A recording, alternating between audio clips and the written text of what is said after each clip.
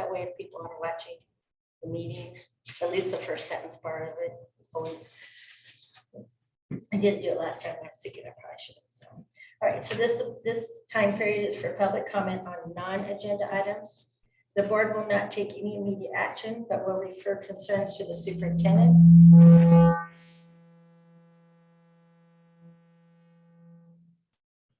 Okay, I'll try not to talk that loud.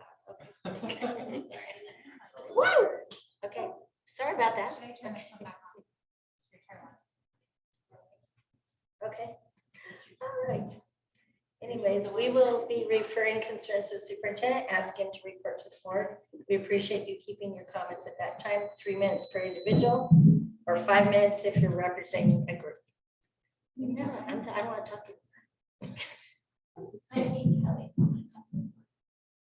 So give us 1 second and we'll get this microphones figured out, right, guys?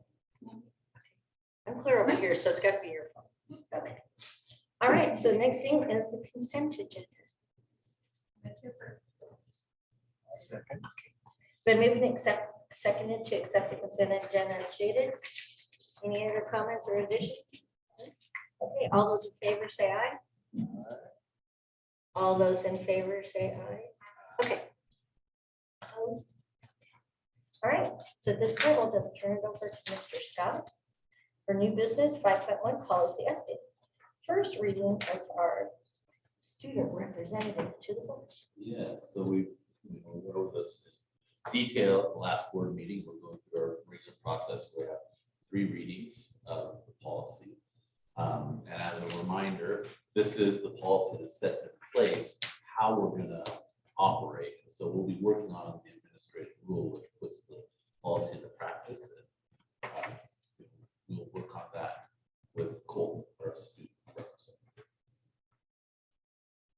So you've got to do 3 whole readings before you can have it do the oath thing. We get to swear him in. You get to swear him in. Yeah, well, good things come to those that wait, I guess. That's like 3 months from now. No, it'll be, Okay, all right, a whole month from now. well, it'll be the September. Second one. I can wait. So does this mean you try to run?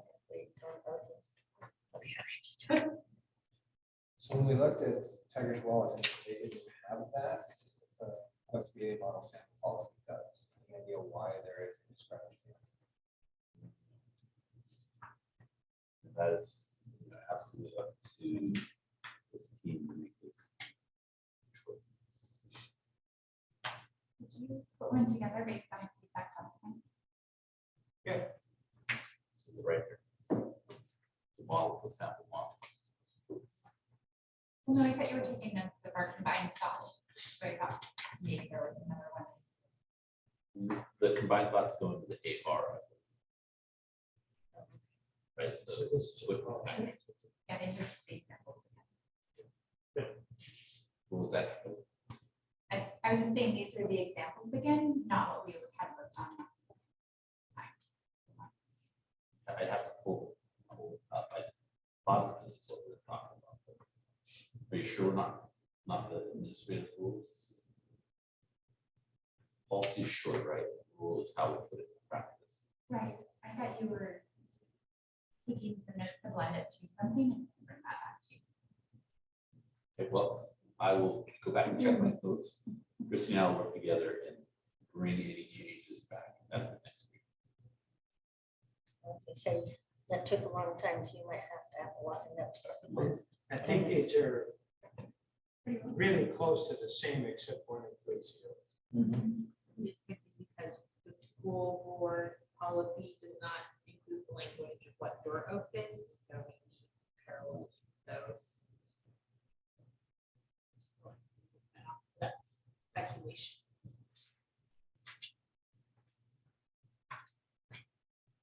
That's why we have the first and second reading and the third reading. So we don't really, just because we read it this way, doesn't so far. I'll sit down with Christy. We'll go back and review our notes and then push it out before the end of the week. So you guys get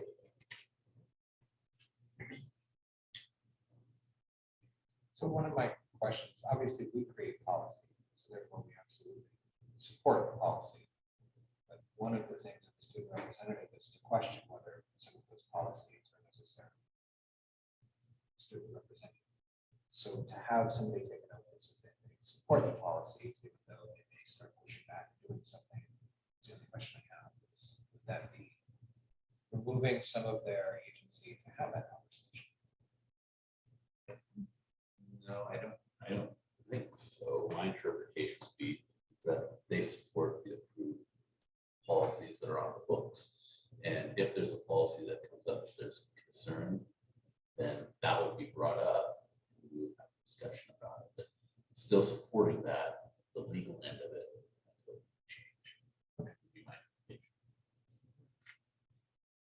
And then when it's there, they support that policy. Yeah. That's what we do. Supporting the vote. Very good. Any other thoughts or questions? Appreciate your feedback, Kelly. I'm just glad he's here. It'd be funny to try this all out. All right, well then I'll turn it over to you again for your superintendent report. Yeah, so 3 items. The first one, I'm just bringing this up as an option. This is something that Scott says we should be doing. Let's move forward. But I think it's something that we need to at least consider. And that is possibly shifting graduation to the skip portal. Many school districts do that in our area. And the benefits to that would be we would never have a concern about lightning. We would have ample parking. And it's a great venue, as well as for our community, it would be unlimited. We would not have to worry about it. So it is a shift out of the community, or else many of our families that drive to dinner outside our community have prom outside of our community. So I think it's an option to consider, but there are also strings that pull us back. We do it at our high school. It's nice to celebrate in our stadium and in our own home. Proximity. So that strings. Could we push a survey through our senior class and their families? Because quite frankly, I don't care what the rest of the community thinks, but I do really care what our senior families think and our seniors. And we have a perfectly capable board representative here that can help us with that. And we can find out, is this something people would like or not like? I know I've been there for some events, parking is a challenge. But it's just, I think it really, I think it really comes down to where do the kids want it. It's their graduation. I mean, It's not for my convenience, it's for their. I was thinking 2 things is that one, first of all, because of what we have going on at the high school right now, with all the construction, that it would be a great year to try it out anyway, because had we had the threat of lightning or anything this last one, we really had nowhere to go. I mean, we at least had to cancel it, reschedule it, and that gets a little messy. But at the same time, I thought there's a couple pluses. One is if you had all the kids lined up, is they go to graduation, the bus is already there to take them straight to their after graduation party. There's things that could be totally arranged, and they might be able to be where they're going in 15 minutes, depending. All the families are going to have to realize that they don't get them all go out to dinner afterwards or anything together because their kids leaving. But maybe there would be a lot more kids that would go to their party afterwards also because the bus is already there. My only other concern though at the same time is making sure that families do have a way to get to go to their children's graduation. We'd want to offer a bus. Yeah, at least Absolutely. signups ahead of time, something. Yeah, because I mean, we have families I know walk there and they at least have all day to walk there if that's what it takes, but they can't do that to Portland, Well, and the price of gas doesn't go down. You want to click through the pictures, take a look. Here's a couple. Is this because this is the closest venue of the correct size? Yes, and they run many graduations, so they've got experience, they've got the stage, they have a package, facility fee, security fee, parking fee, ambulance that they have on site. This isn't their first rodeo. How much? The total fee is around $10,000. That excludes the high-tech photography filming that we've done in the past. So that would push it somewhere upwards of 15 to 20,000. I just was in communication with Dr. Wagner, asked her what the cost, kind of an estimate, ballpark, what the cost was for last year's graduation. Well, it was a little more expensive than years past, but her estimate was 15 to 20,000 for graduation on site. Including Including I would custodial double time and check things of that sort of Oh, thing. yeah, to clean up after the everything. Yeah. Set up That- that ahead. does- And we don't have to pay our custodian to set this up and take it down. I think in a normal year, it's gonna be more expensive. How much more? Maybe $5,000 more. Is that the greater scope of things worth it? But also, it's important to weigh out. I love your idea, Mr. Amos. Surveyor, our kids are super curious. About your thoughts. I personally don't feel like I can properly perform an opinion on this right now. But I'd be more than happy to get a survey going and send it out to the student body and parents. It's really unfair to ask him that question because you just put a bias on his survey immediately. I think our sagacious student is very wise. You did a very good answer. It's rubbing off, Scott. I think it would be important to note that the schedule for graduation is kind of all over the place. There's senior awards, there's like 3 events, and they're taking down the stage 3 times. So I don't know like how that would work if we went out there, we're going to combine it. We'd also have to do. Some of it. That would be just the graduation ceremony, everything else. Okay, so like, so the senior awards will be here for like student body to witness. Okay. And the scholarships would be here, and then graduation would be there. So I almost think it would start happening. So we have like a similar setup for like senior awards and whatnot. In order to save money, though, because we don't want to have to set up a field for that. But I'm thinking that we could have senior awards and scholarship night and such things at the middle school. There's a very substantial gymnasium. Those bleachers go halfway across the gym floor. We can seat an awful lot of people in middle school, and those aren't as heavily attended events. So I would think that it would not be hard. They're daytime events. They have a smaller grouping of folks, and I think that we could maybe use the middle school to more like ride to their capacity. That's cool. Or the. Well, that's the way it goes. I If think that's the only inconvenience they suffer during the year, maybe it's good that they know that that's part of what goes on too. I don't know, but that's such a bad. Anyway, there you go, or it could be right after school. And then if people need a If time there's investment, we wouldn't want to set up camp graduation in Portland. Probably earlier, and the other, you're exactly right, I'm sorry. No. The other caveat is their times fill up quickly. And so we may have already missed the opportunity to say, This may be a 24. here's our date, but I think it's good to explore. And like I said, I would be happy either place, but I think we would miss to not know. Sure. The community just received the money for the pavilion. I'd almost think it would be a great partnership to do something so that we could keep it within. At the fairgrounds. It only seats like 500. Because I had to do something. That would be a place where we could do senior course. They won't have their rehab done this year. Anyway, there's spots. We can.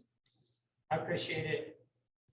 When you All put for your it. survey together, because of the timing, there is gonna be a component where they can't say that if they agree to it, that it happens. So they need to understand. They can't say, hey, we want this thing, and then, yeah. So should I put a disclaimer on there? About, So we can't guarantee it's available. We just ask you. It's just the opportunity to go other places. But so when you send out surveys, people at least come to check. When you guys send them out, parents can open and take the survey, only the students can. So maybe a two-party survey one. so let's, you and I work on the survey language. Certainly you can select, but I think having a conversation would be helpful. And I need to talk with Katie and the high school. And Yeah, more of an idea of a picture of your asking. So is there. Let's have it at the airport. Yeah, and I do think it's a good idea not to, this is a vote. university really should. But let's talk more about the resources. Any other thoughts, ideas, wondering? I don't know, I kind of like keeping it in the city. Doesn't run, but that's exactly what I thought, but we need to really ask them. A group of students whose freshman year started in the COVID pandemic.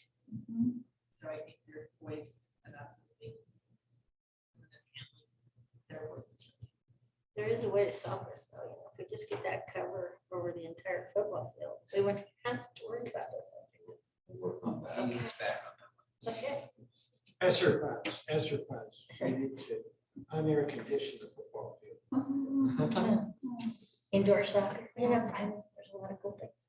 We need a shelter. I don't. Earthquake shelter, so maybe a Big dome. There you go. I'm very good. cool dome, the pump up one. Was it Inflatable. was it in Seattle? One that had that. And air rods. Yeah. Although, how lightning. And then it collapsed one time. Under the snow or something. Yeah, it was quite the event. We it. can. And you're talking us out of that now. We start worrying about snow, we aren't driving to Portland either, so we're okay. True. All right. Okay, so let's go ahead and move on. We could do goals first. Really want to just talk about, let's think about goals that like for me, but in essence for the board, for me to work on throughout the coming year. Got a work session coming up and I'll walk us through a protocol, but I just wanted to kind of give you a forewarning that let's think about goals and directions and you want to try to accomplish by the end of the year, at least make progress towards. So think about that. Offshoots of our strategic role.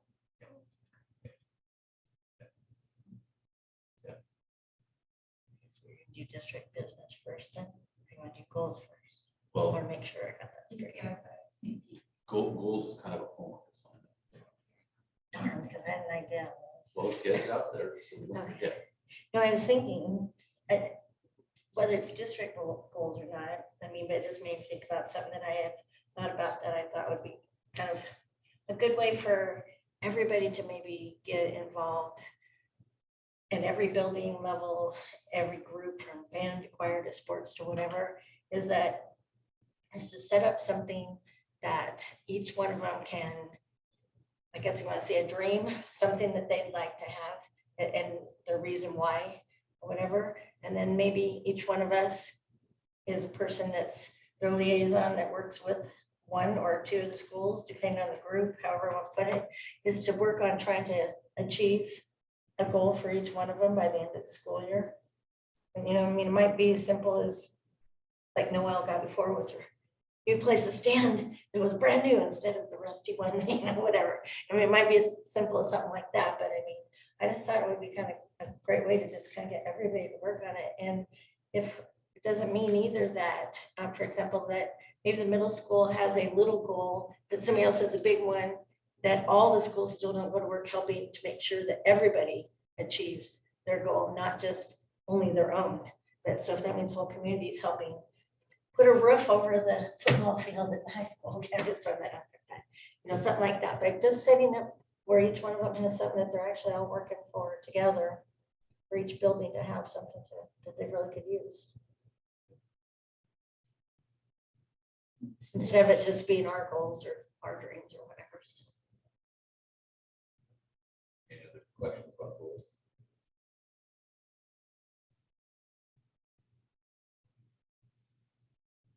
Ms. Ward, can you pull up the PowerPoint?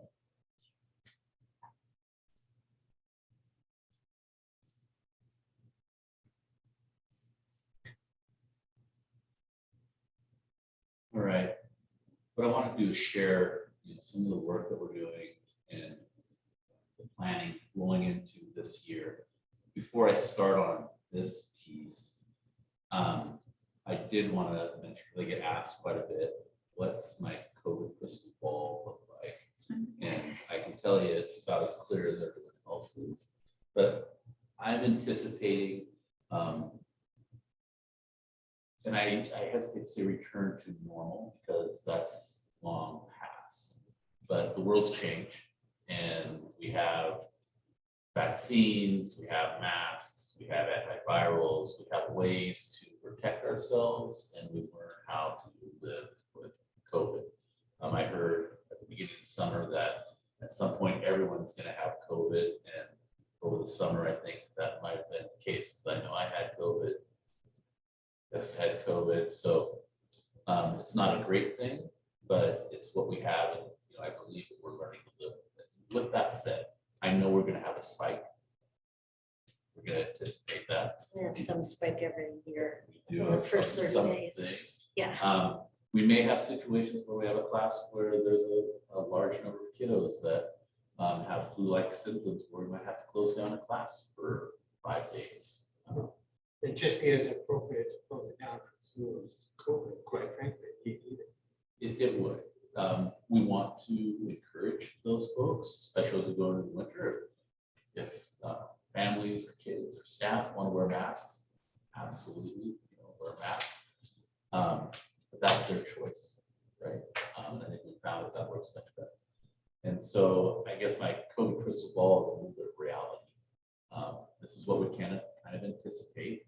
We also know there's supply chain shortages, staffing shortages, and those are things that we worked through last year. We felt like we did a fair job. No one do a better job this year, but we know that we're going to have situations where we're struggling with staff. We're struggling with subs, so we're preparing and planning, but that doesn't mean it's not going to be difficult. With that said, today had an all-day training for Avid over at the middle school. It was fantastic to see staff eager and engaged and wanting to learn, wanting to be learners, and really wanting to get back to the classroom. And the hope that I saw today felt really good. Same thing with, we had our secretary meeting, all district secretaries were here. Just the positive energy from those folks gave me a lot of hope this year.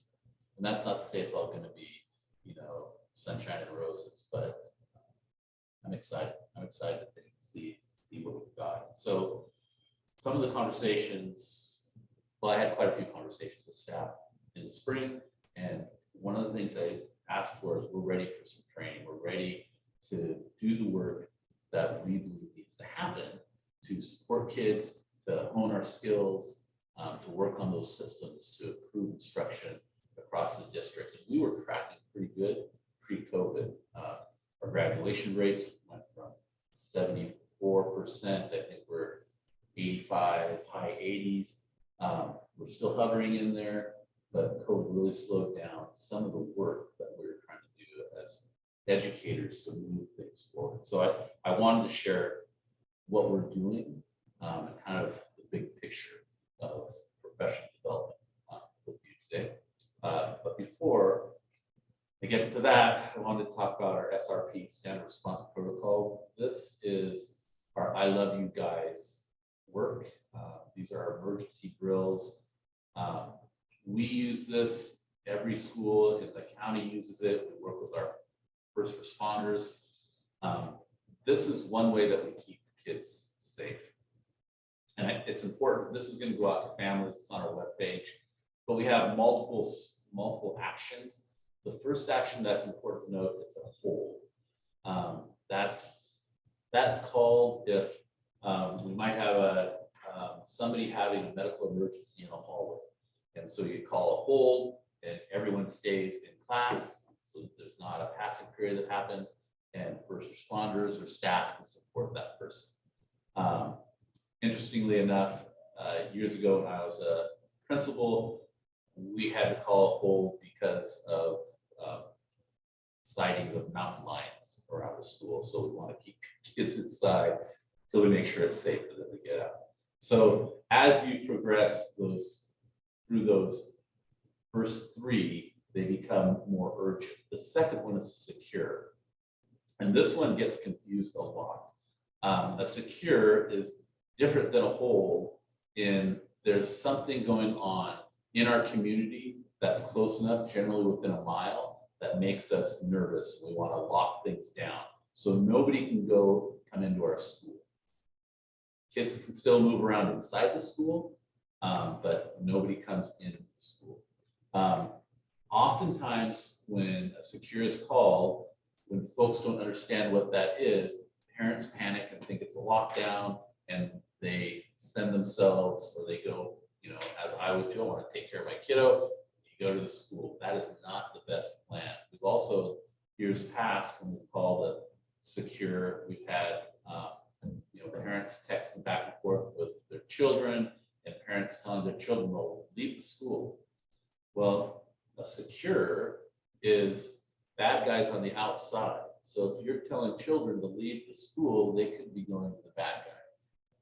Those are called if there's a felony stop within a mile of school. Was it 5 years ago, we had the frog bank robber running around.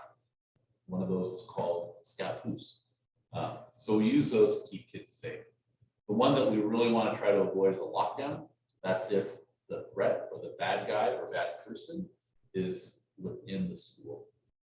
When we call a lockdown, that's lights out, quiet corner.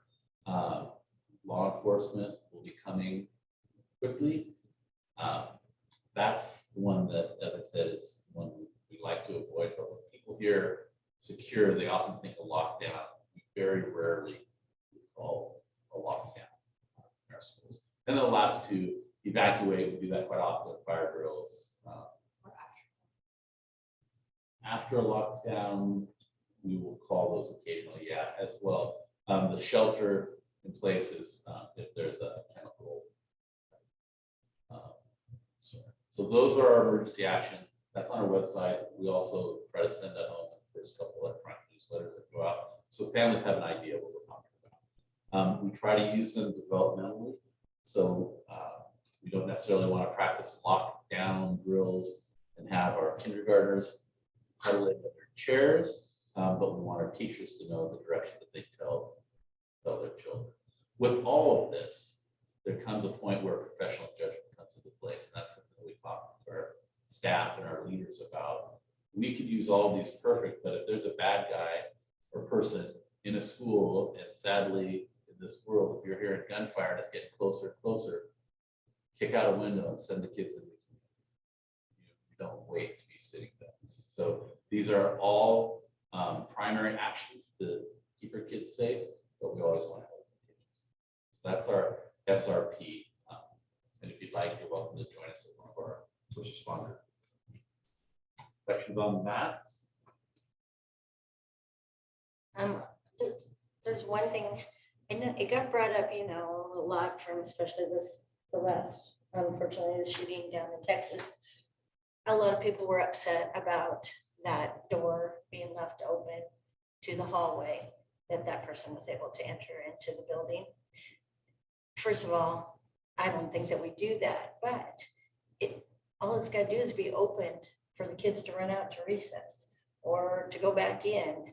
And so unless we're going to be willing to take every single classroom and go right by the office and only go through one single door to walk all the way around, which is still just as much of a risk to walk all the way around to recess, that's always going to be something that's a possibility if somebody wants to do that.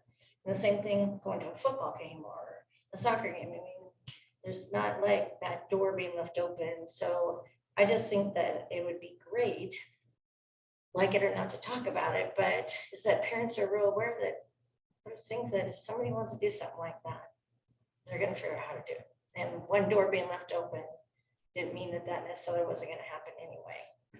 So, yeah, and it makes it really hard, I know, because of the emergencies, but, you know, to lose anybody over that whole deal. But that was a hard thing to think, that people get criticized for who left that door open when that guy was pretty intended to do what he did anyway. So, Yes, and what we have to do though is just be vigilant, doing everything we can that we know we can to make sure we're safe.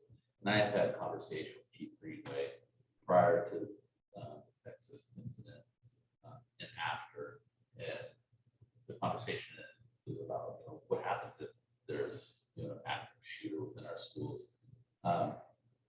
He, unfortunately, but fortunate for us, was the key point person in the Las Vegas shooting there.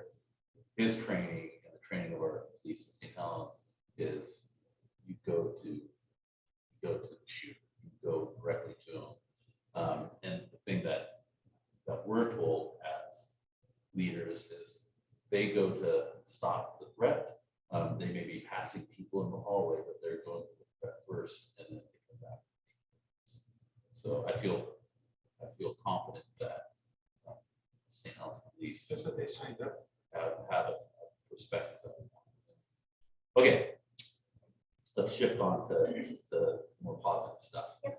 And that's teaching and learning. And so, big picture umbrella, we have what's called the 5 dimensions of teaching and learning. That's our framework. So what you see there, if you go to the next page, this is our framework of the 5 dimensions.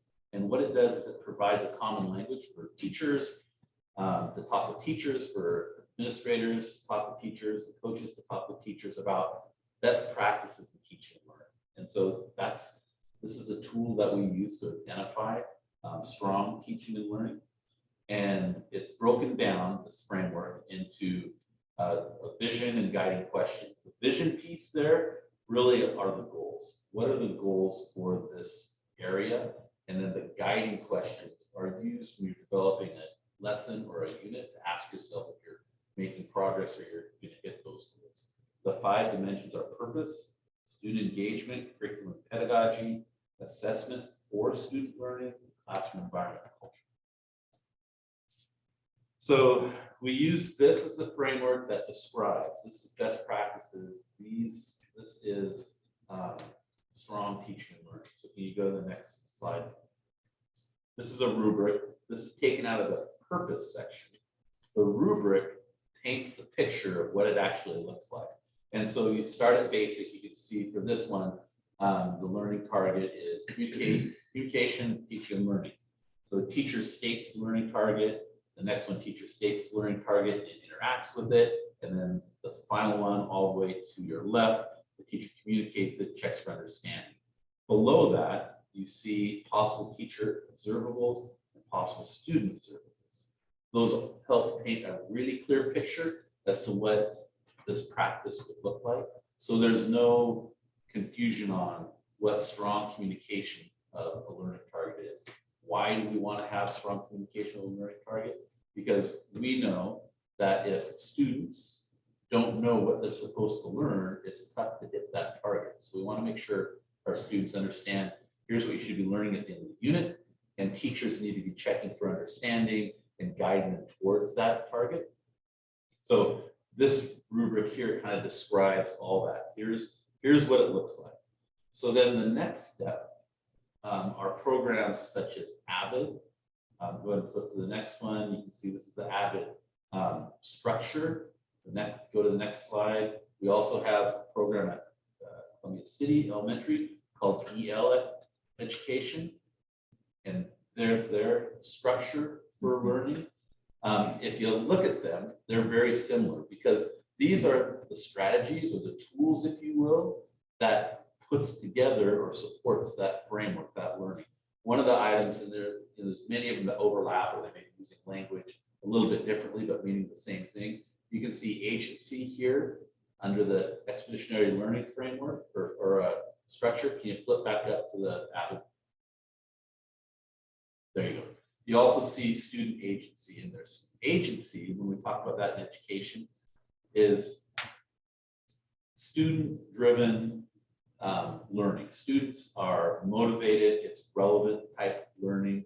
Quite often it's self-directed, guided by an instructor, more of a facilitated model, but it's moving students to the point where they're excited about learning because it's something that they want to learn about, and they feel like it's going to be applicable to them in the next stages of their lives. So these are those actual strategies and tools that we use to meet those best practices under the framework. And then if you go to the next slide, the way we put them into practice is through professional learning teams. Professional learning teams have been around for a while, but they haven't been necessarily implemented or possibly used properly. Like many things, trends go through education, and in this case, professional learning communities or teams was one of them, and every meeting became a professional learning team. You had a book group, that's a professional learning team. You're going to talk about what your lesson is, you're going to design a lesson with your colleagues, that's professional learning.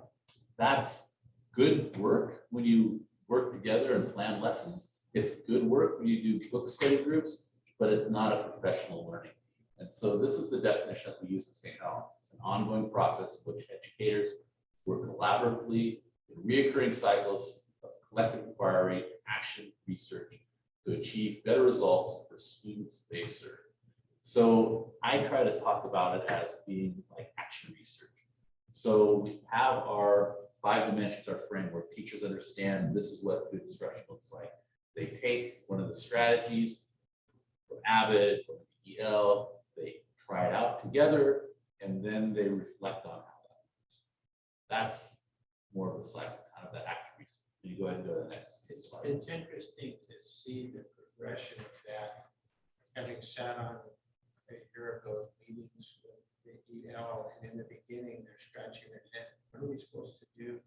And at the end of the year, they just were playing at it and actively engaged in doing exactly what you're saying. So with proper training and support, these are really achievable objectives. I just, my own observation, I've seen it, and I know that they haven't stopped doing it. Yeah, it really supports teacher learning. This is kind of a schematic of professional learning communities. You can see the targets and collaborative culture, but the key really are the 4 questions. What do we expect students to learn? How do we know if they've learned it? How are we going to respond if they haven't learned it? And what do we do if they've already learned it? And that's kind of that cycle. So we try things out, and we answer these questions as we go through the student learning. And we look at data. Data could be state assessment, it could be easy CBM.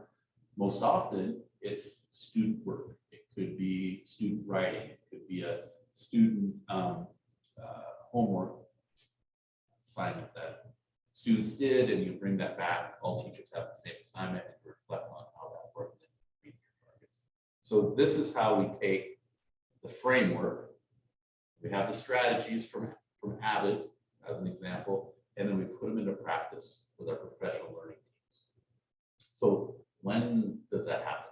Can you go to the next slide? Our early releases on Wednesday. So this is a plan. Plans are always subject to change. But can you pull up the plan that we've got written up here? So each level has filled out. Yeah. It's your last slide. Yeah, it's the last one.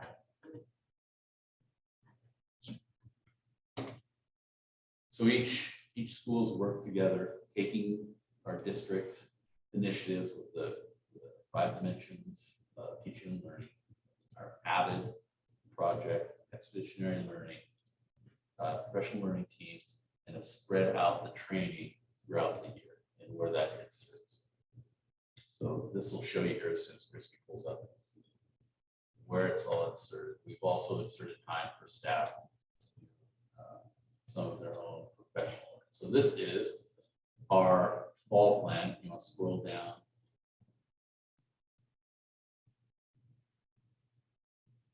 Where you can see PLTs.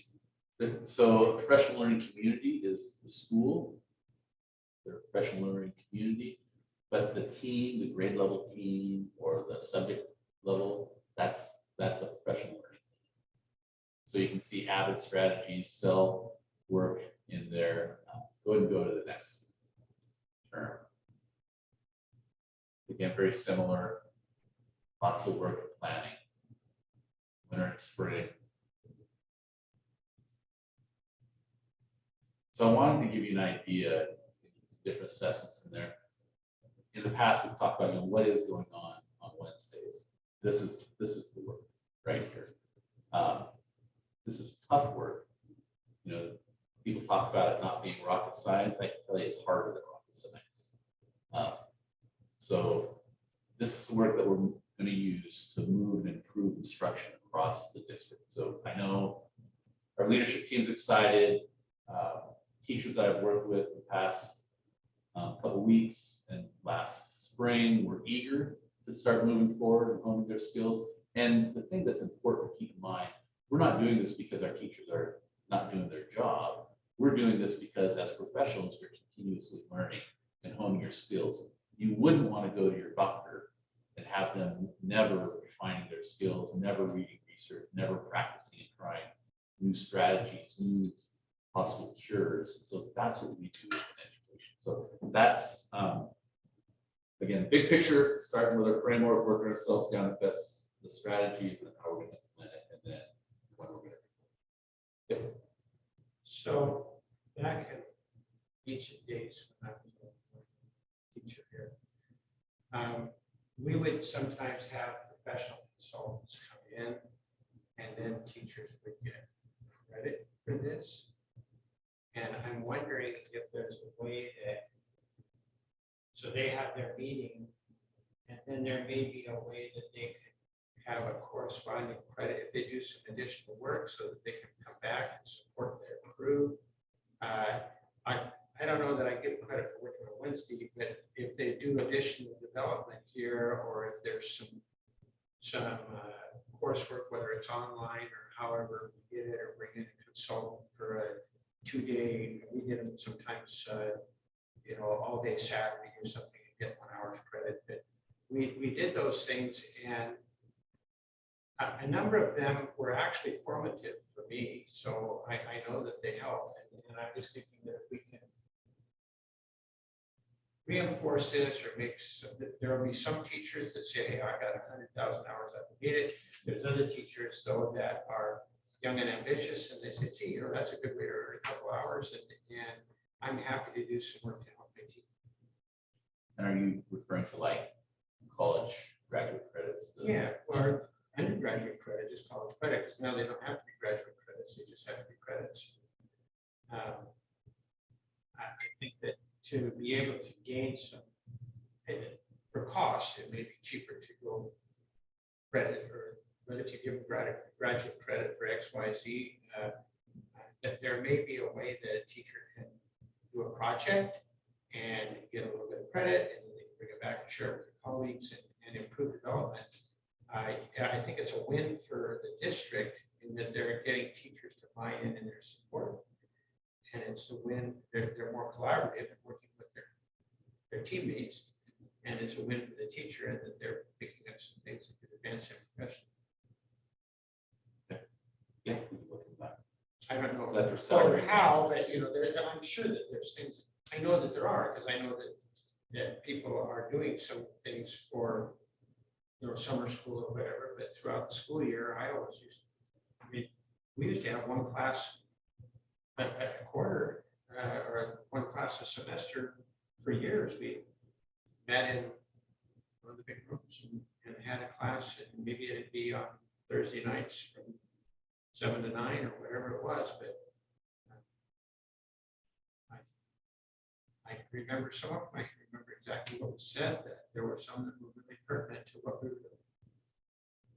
doing. Yeah, I like it. So how much, when we're doing all this, how much do we have our actual, all three elementaries working together somewhat so that when they all enter sixth grade, to the best of our ability, they're on the same playing field, I guess you'd say. All three elementaries meet on a regular basis, weekly. They planned out their PD together. We come together as district grade levels for our professional learning teams quite often, which I know that our teachers really appreciate. I know myself as a teacher, when I got to meet with my colleagues, I was the best learning. And that's what we're doing. I mean, because I just know sometimes, I mean, we all know, but one of us can just suddenly throw out an idea that throws something together perfectly. But if that only happened at Lewis and Clark and they didn't pass on how they made it work over to McBride and whatever, they could be months behind because something, just one little piece, and it's amazing. Like you said, you put them all in the same room, what can be thrown together by all working together. The challenge is at Columbia City, they're doing a lot of work around expeditionary learning or EL, which is similar to AVID, but not the same. It's similar in their best instructional practices, and you'll see some best instructional practices on note-taking and expeditionary learning that's very, very similar to AVID, but it's not the same. So we are working at the elementary level to make sure that Columbia City teachers are also getting familiarized with AVID so they can use the language when all the children go to the middle school, they're talking about the same thing. And when the middle school starts talking about AVID, different AVID strategies, they're on the same page. Other questions?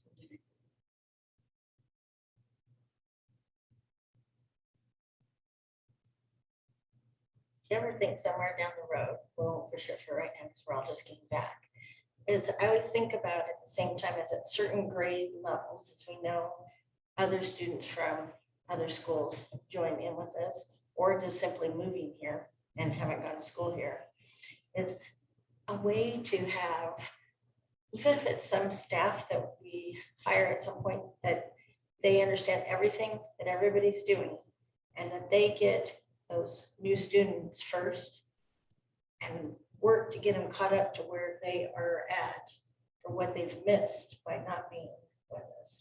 So that if they missed the whole first 6 years and now they're suddenly coming with us in seventh grade, for example, then at least some of it is caught back up so that they aren't now behind or getting lost and not understanding what anybody else is talking about, because we've all done these great things for 6 years. What are you talking about? I just think right along with your family center being the first place they go, they get to set school, it's somebody that's saying, here's that person, even if it's somebody that's once a week, checking in with that student and seeing how things are going and what can we do to help them to get wherever they're going. And I know that that takes staff and we're all still working on it, but I just think it'd be a great way to continuously making this work for all kids, because we're always gonna have new students no matter what. And then just local ones that don't come in and enter until our middle school or high school levels. So these are best practices that are agreed upon across the state and country. And you know that most schools are trying to work on the cutting edge of best practices. That's not always the case. We used to try to do entrance exams or assessments so the kid would come in. It's easier at the lower levels of elementary to assess where kids are, because the longer you're in school, the broader the assessment has to be. That's interesting. I'm not sure how we would do that for like children coming into the school, but it's something we're looking at. At least get an idea where they're at, so we can differentiate instruction for them. So what about some sort of like learning leader pairing up students that are identified that have demonstrated concepts and understanding of that, and potentially pairing them up with new students to be their partners to show around the school, see this is, you know, some of the things that we learned. Just be a resource. They would both create a connection, which is very difficult for students who are coming from out of the district or out of other places. They're always struggling to find friends. It creates leadership opportunities for students. Frankly, I think it would be just a more welcoming environment if we could find a way to do that, regardless of this conversation. Yeah, that's something we can do. My hunch is that we do that to some degree, but likely not very strategic. Right? It's probably generally we have a new kiddo come and teacher says, okay, let's match you up with Johnny, and Johnny, you hang out with all the rest of the week. You get a tour, it happens for 2 or 3 days. And then they don't. I've seen it. But to Mel's point, if we have like a check-in with it regularly, the ones that I see are most successful are the ones that are on IEP, that they already have someone that they're having to check in with and get some educational help and follow through. But it would be really nice if every single new student had a check-in with a teacher. Or at least so everybody feels that they're doing well, right along with everybody else anyway. I've heard the comment even last year, like, I didn't talk to anybody today. Oh my gosh, I can kind of relate then, if I know what you're going through, because when you're a student, you're just really don't know. Sources of strength. Yes, sources of strength would be a good piece. And I just reflecting on, Brett talked about kindness in the district, providing grace. This would be a great way to start on something comes to do with school. Source of strength started back at the high school. We tried that a few years ago at the high school. Unfortunately, there was just no leadership with it, so it kind of fell apart, and then COVID finally put a hole in it. But it would be nice to see something like that get started back up at the high school, because we already have line crews. So just to have something like that, possibly even source of strength itself again, yeah, I think that would be a welcome addition. I'm glad you said that because So Curtis sent out an email. And that I received the email, my kiddo did not. And when they tried to respond to answer their communication, he's blocked. So it might be, thank you for that. so just an FYI, I just found that out tonight. Got it. Well, and we all know too is we're gonna have surges, and then we might have that we barely have any kids that we have to worry about too much. But all it's gonna take is different people moving even into our community. Then we've had locals coming in, filling our new homes and apartments, and sooner or later you could find out you have 50 to 100 new kids, not just 2, or just 5 from another school or whatever that's local or whatever. So I know it could become a really big challenge at certain times, then decrease dramatically another time, but I just think that we better be ready for it a little better. We could just, every great thing you're working on could get wiped out by suddenly 200 new kids thrown in the house, no clue what we're all talking about, so. Well, these are good suggestions. I'll bring it back to our leadership team. See if they can come up with other ideas as well. Support new kids coming in. We will have a coach on sources of strength at the high school, middle school again, and then we're starting sources of strength as an elementary strand, and that's being started at this part as a pilot, and we hope to expand that with the schools. I would be attention program, which means we still only have so many program spots available for student areas of work, or do we need to expand that, or? Yeah, we have a set number that we have, but every time we ran into needing more, we reached out and just purchased them as needs. So rather than buying 200 and only needing 50, we'll start out with 50, and if we need 5 more, then it's a quick phone call.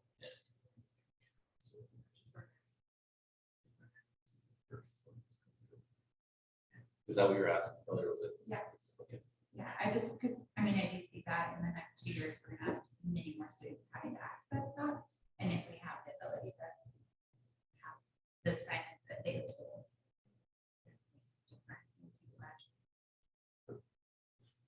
Good news is we had, I believe, over 100 credits earned during our summer school program, which is, and I spoke with one of the high school counselors earlier in the week, and just reinforced the fact that as a board and a district, we're about options, and we want students to be able to have choices. And if the student wants to work really hard and take extra classes and graduate when they're 16, then as a board, that's something that's supported.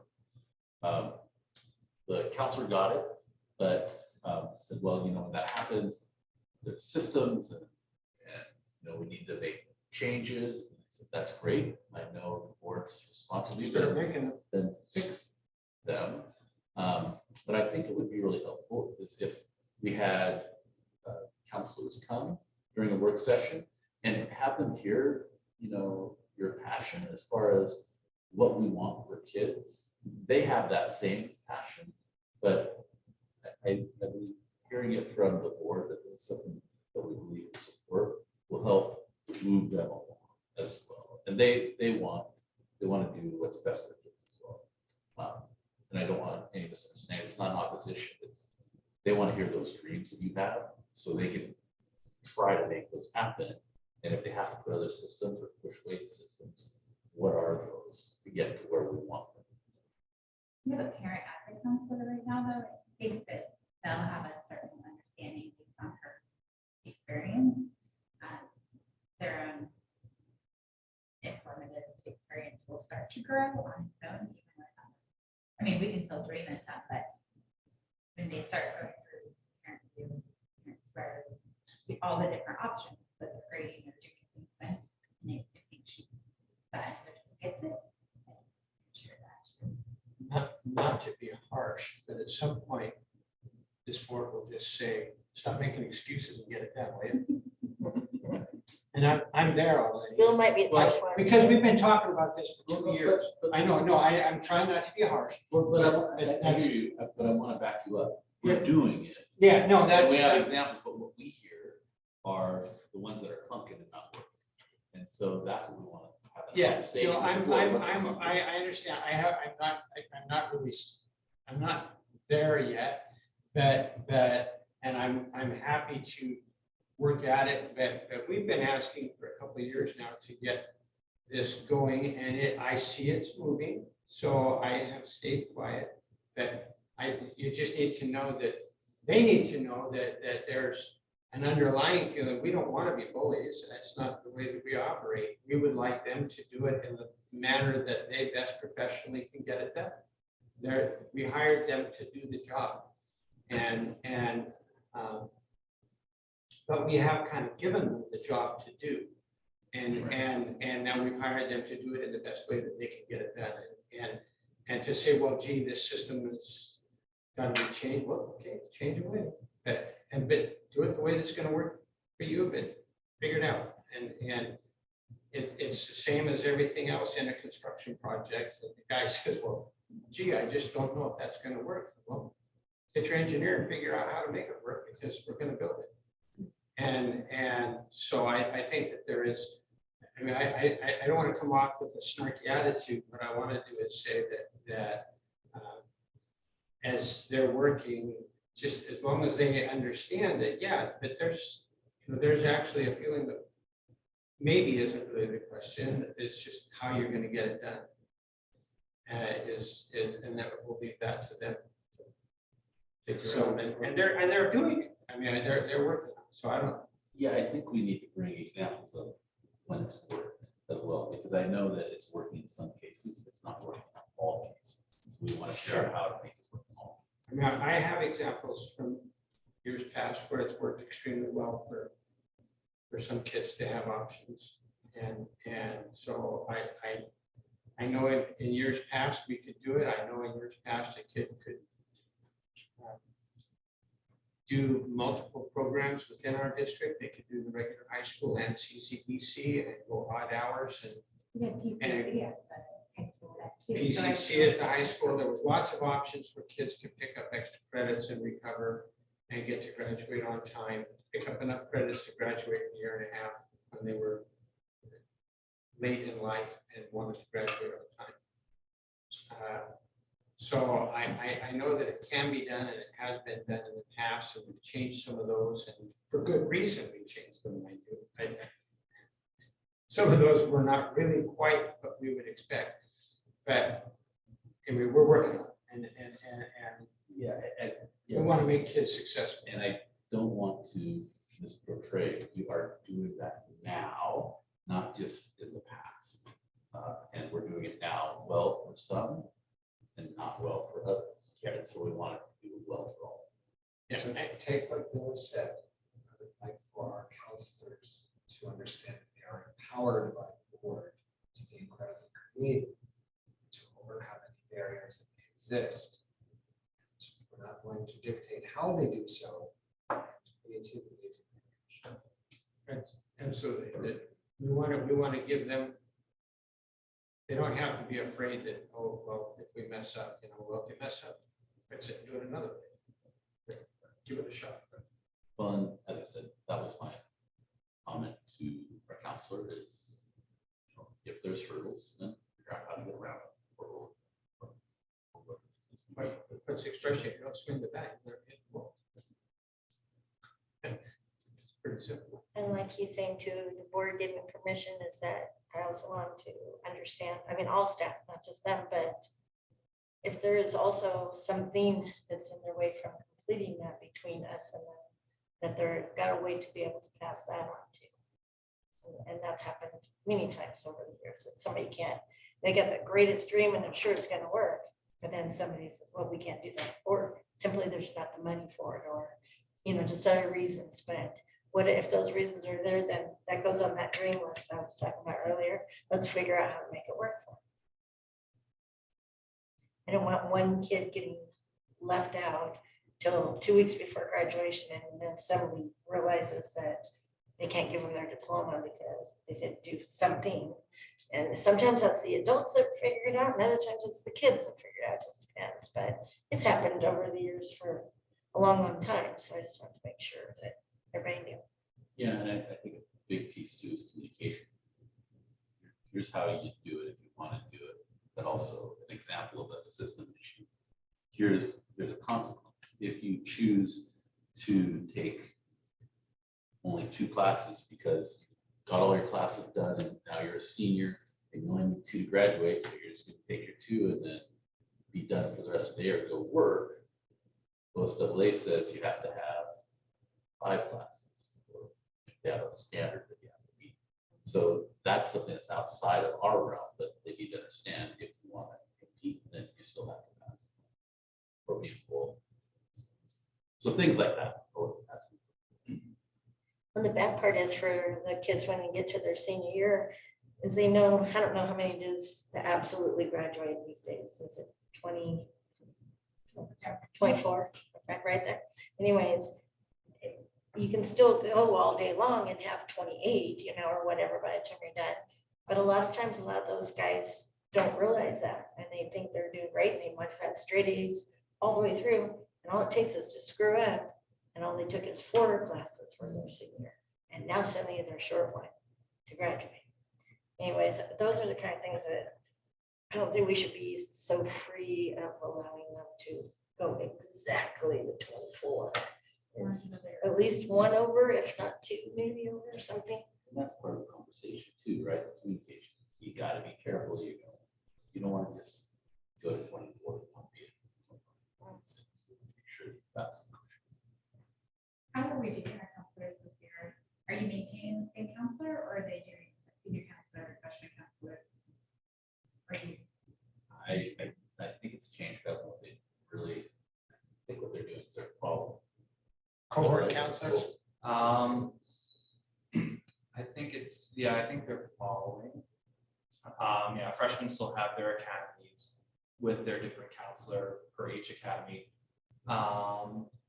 I don't know exactly how the counselor system's working this year. Do you know who your counselor is? But you don't have to say the name. Were they the same as you had last year? Yes. That answers the question. I think they were that. But I know that our council probably applied for 4. Right now we have 3. That's something we should certainly. I was gonna say, it's kind of hard to follow when you're short one. Well, no, they don't take just the class, they take, so they'll have 4 counselors in the freshman class or 3 counselors in the freshman class and they'll follow that cohort through. So they'll have some freshmen, some sophomores, some juniors, some seniors, am I correct in that? And then They go have through. 1 grade and a third of the freshman class. And so this year's senior counselor, when those students exit, they'll become the sophomore counselor next year, for all of the 9th graders. So those 9th grade classes have their core teachers plus a counselor doing weekly I see. meetings then. I believe that would be brand new though this year. I think last year, the senior, there was a senior counselor, but it was only a senior counselor. It had been in the prior year. So I'm not sure if we're full cohort or. Yeah, back in the day, it used to be just I kind of know we are. same person, always the same senior counselor. It's very. Gene Larson. I Jane would Larson, say- Ms. Fair. Building relationships takes years. Knowing insides and outsides of familial things takes years. And you have to see a progression. Because when they came in, you knew what they were then, you knew what their struggles were. And that is a place that they can go to work through those versus just cycling through it. Because it takes time to build a relationship, to develop trust, to develop understanding of what everybody's unique circumstances are, like reading their successes or struggles. The argument the other way was that academically, the senior counselor is very familiar with all the things that kid needs.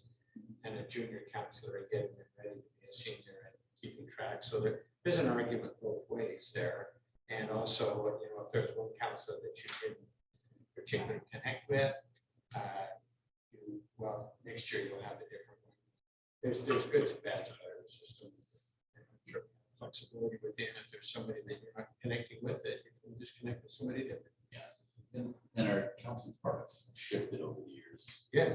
We have a college and career readiness staff member, high school success coach. So Yep. those perform counselor type activities that senior Used to counselor. be just a counselor. So it provides other opportunities for the. Very different process than it was. In an attempt to make it better than it was, but I would say. Well, we try, I mean, that's what we do. You know, you could have Terry stay around, you could bring her back and she could show those guys how to get all 4 grades done at one time. That's our plan. That's the other thing. She is, right? She comes in. Yep, I see her, she walks up to Lewis Park every morning back down. Takes her walk. She is still on to the break that. Yep. Any other thoughts, questions? For she great book. All right, anybody else need to ask anything? Okay. All right, well, then we will go to 6.0, which is the visitors to address the board. And this is time for public comment on agenda items. The board will not take immediate action, but will refer your concerns to the superintendent and ask him to report to the board. Do we have any of those questions? None presented this evening. Okay. So with that, I guess we'll just jump to 8.0. I did have a question. Am I missing why we don't have a 7.0? Okay, just check. Like, and what am I missing? Anyways, okay, well, then we'll go to 8.0, upcoming meeting, September 14th at 6:30 board work session. Anybody got anything else? Couple. I'm not sure.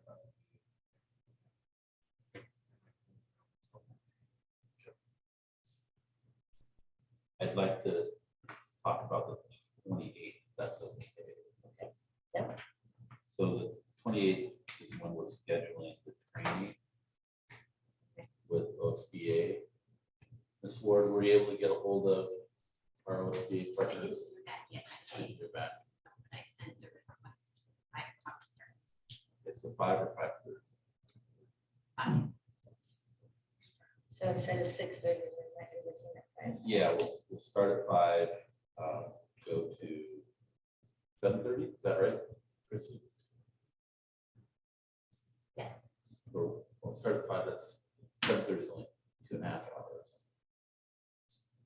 So likely go to 8 to get the 3 hours. We are starting at 5 o'clock. Yeah, I'll be able to show up late, but, yeah. So I won't be here on time. We're starting at 5 o'clock. And we kind of anticipated that, so, we'll talk with our trainer to make sure that maybe he pulls things aside that he feels like you should hear first. And so I don't want you to, break your neck and try to practice for these, then show up and show up. So are we gonna change then, I guess you would say for any people that would like to come, that the actual real regular meeting isn't gonna start until later than that evening, rather than saying 6:30, and we're still on training for at least another hour after that? Yeah, we'll put together an agenda. I think the majority of the agenda will be training and then keep everything else short to the point of business. Okay. Well, there's no point in having people sitting there at 6:30, and we can't even talk to them until almost 8 o'clock. Yeah, and we'll make sure we advertise that it's for training. Anything else? Anybody? Did we, Go for it. did we want that survey to be done by the 14th? So that way it's ready to be sent out as soon as possible. Let's shoot to have it sent out by the end of September. Okay. I think we have a little bit. And 14th, We that's can pretty close to inquire the first about day of date school. availability. I think we should inquire about date availability and see if we have a moot question. Because there's no sense in doing a survey for child center if it's not available. If it is available, how much availability is there, so we know how fast we have to act.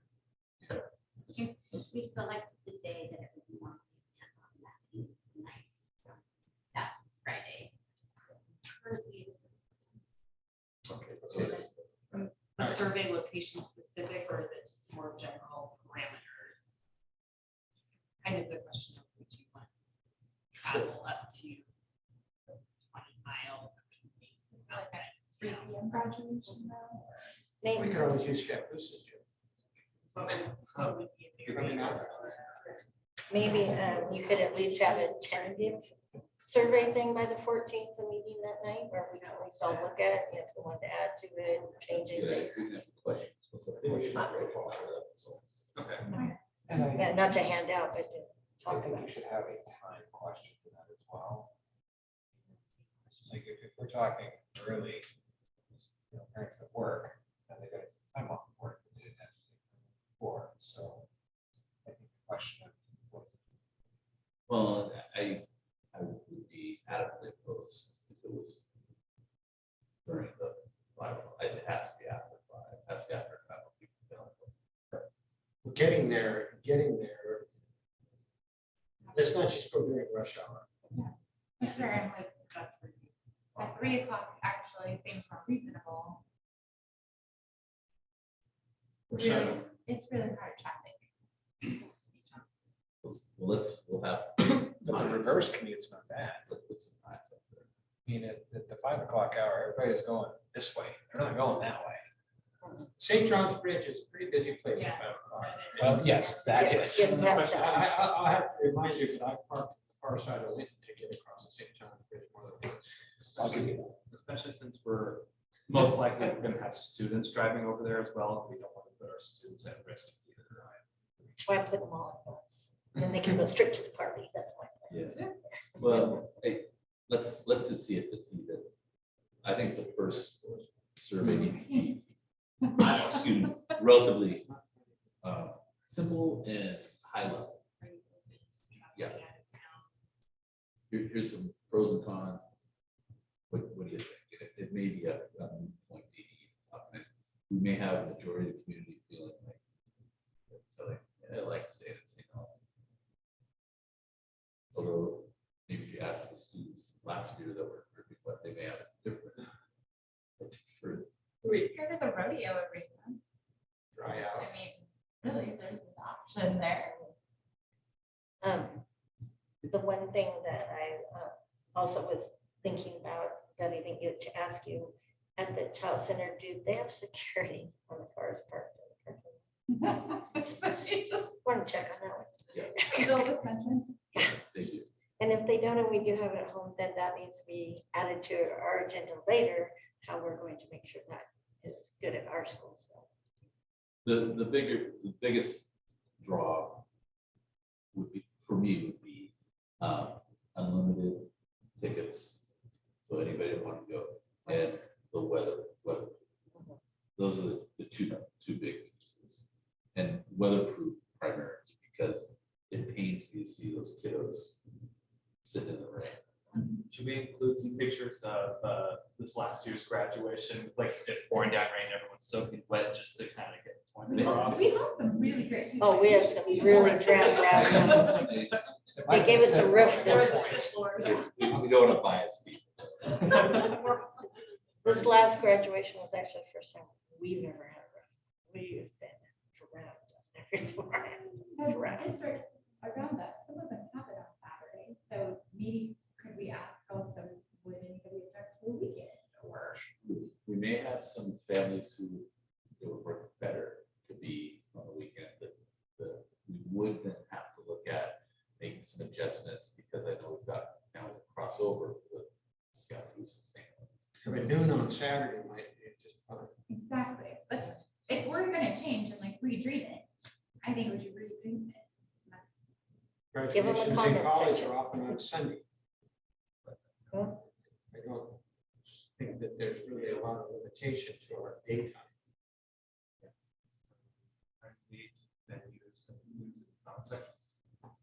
That, we feel like that's a good starting point for the survey. Saturday morning, I just go for it. Sunday at one. One thing about on the weekend too is that you have a lot more time for loading everybody about buses. If we need to offer community members, way they've got a better way to get there and get on a bus too, than trying to zoom home from work and then turn around. They just, And We're the gonna have all the tickets are, buses back properly. they're not starting till midnight, and they're getting about 50% showing up. in that. I think what I'm trying to do is put together 3 or 4 positives on both, so it's equal. Try to have a fair comparison, and so we can include that survey as well. Okay. So people can see what was, there's pluses here, there's the pluses. We even replace the, their own comment.